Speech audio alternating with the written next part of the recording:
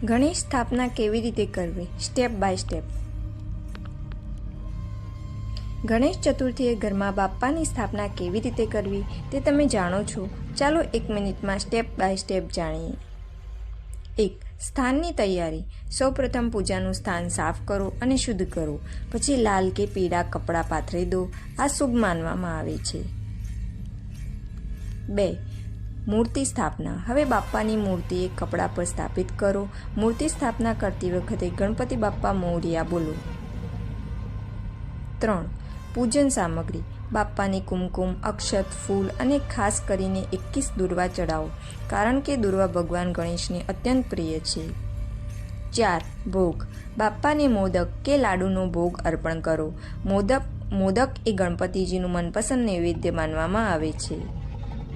5. આરતી. અંતે દીવો પ્રગટાવી પરિવાર સાથે ભક્તિપૂર્વક આરતી કરો. આ રીતે સરળ રીતે ઘરે તમે બાપ્પાની સ્થાપના કરી શકાય છે. જો તમે પણ આ વર્ષે ગણપતિ બાપ્પાની સ્થાપના કરવા જઈ રહ્યા છો તો કમેન્ટમાં ગણપતિ બાપ્પા મોરયા જરૂર લખજો.